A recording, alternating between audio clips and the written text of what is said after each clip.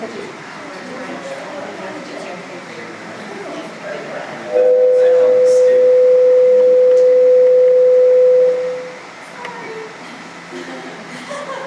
everybody?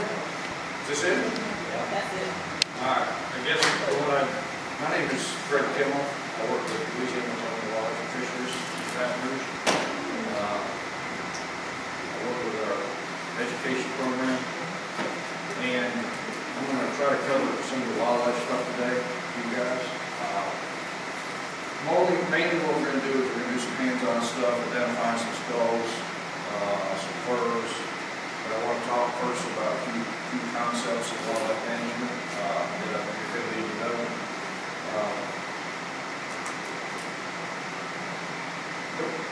What are y'all, seniors, juniors?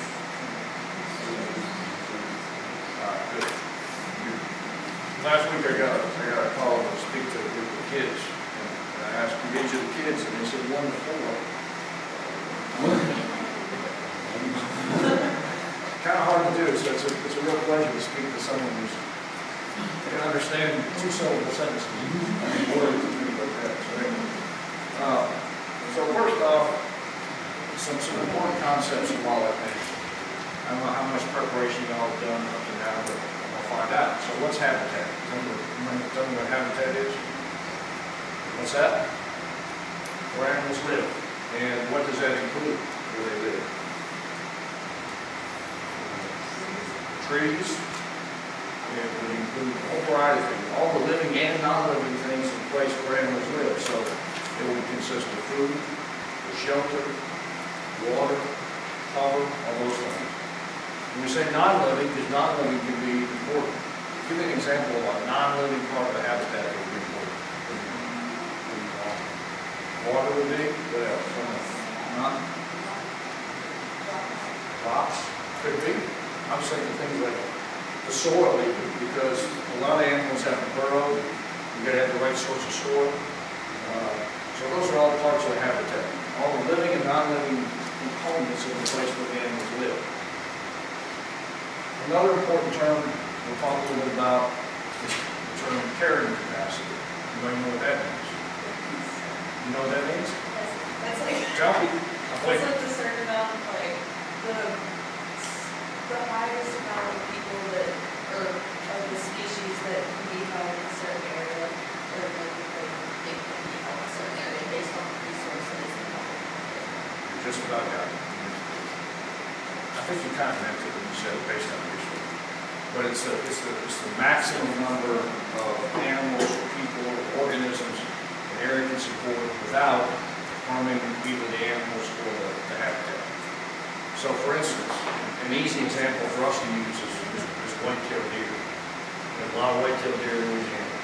And the carrying capacity for white-tailed deer is expressed usually in acres per animal. So common carrying capacity you might say the carrying capacity for white-tailed deer in this habitat in Louisiana is 1 deer per 20 acres. In other words, it takes about 20 acres of habitat to support 1 deer.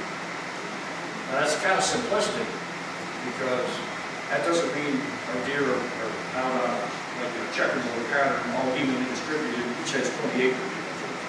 But generally that's what it takes. So if we've got a square mile, how many acres is a square mile? 640 acres is a square mile. So if I've got a carrying capacity, each deer needs 20 acres. How many deer can I support a square mile? 640 divided by 20, 32. Okay, so I've got 32 deer in a square mile. That's what we would say if our carrying capacity is 1 deer per 20 acres. So now, what happens when we start to exceed that carrying capacity? We get above that carrying capacity. What happens? What's that? Well, I mean, bad things start to happen. Bad things start to happen to the deer, and bad things start to happen to the habitat. So, using our deer example, let's say on a square mile, instead of having 32 deer on there, which is at carrying capacity, which is healthy and everything's going good, say we've got 64 deer on that place. Well, if you were up north where it snows a lot and you have winter, the deer can't get the food, may have a mass starvation event. You may have a lot of deer just starve, you don't see dead deer. We don't usually see that in Louisiana in the South. Typically what happens is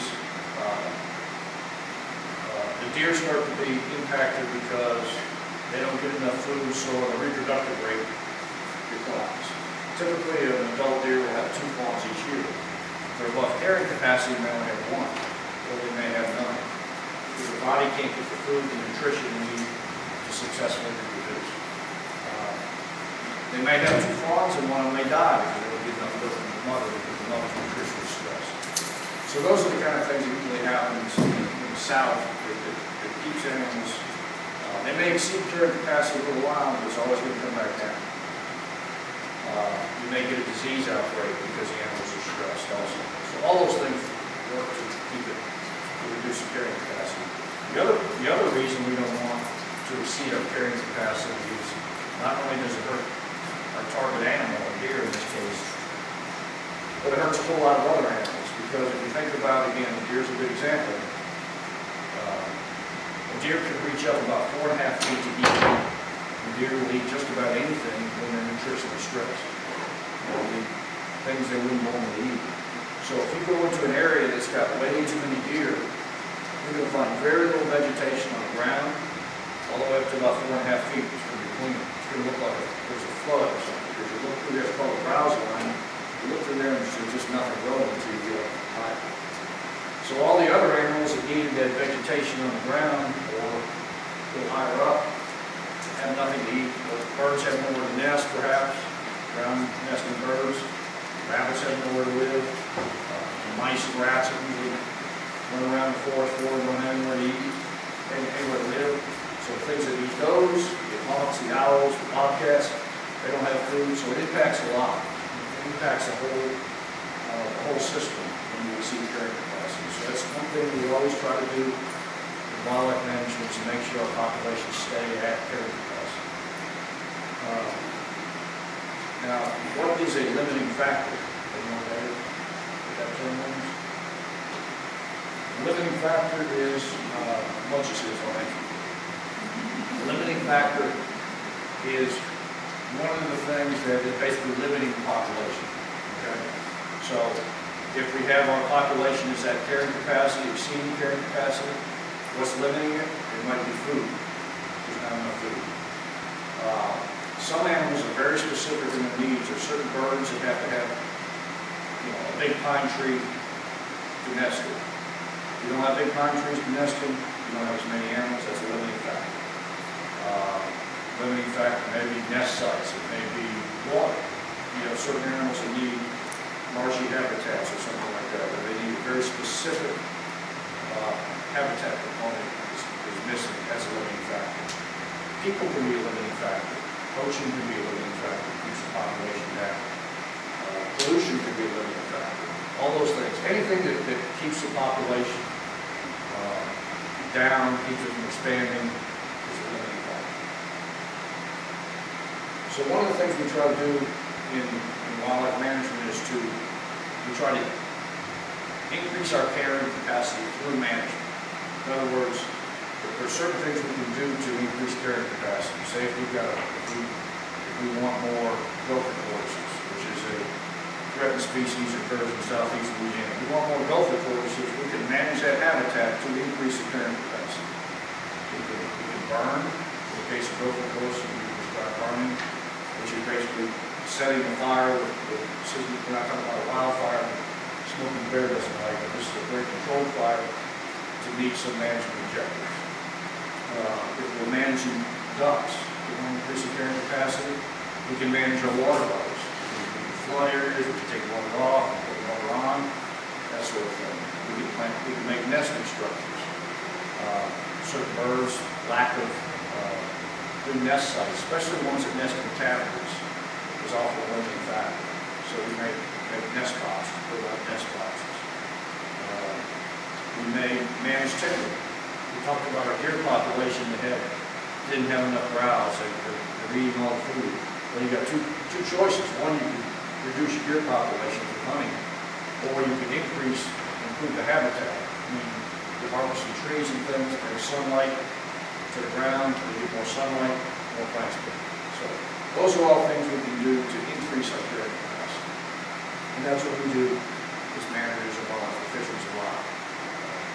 You know, people think of wildlife and fisheries, they think of regulatory, game laws, regulatory things. We do a lot of that. We set laws, we make rules on how people can use wildlife and how they can use fisheries resources. But we also spend a lot of time, probably more time, on actual management. We manage land, we teach others how to manage land, that sort of thing. So those are just some key things that you need to be aware of going forward. So you ready for, is it lunchtime to me? You want to write now? Yeah, I'll do that. Okay. Do the other stuff.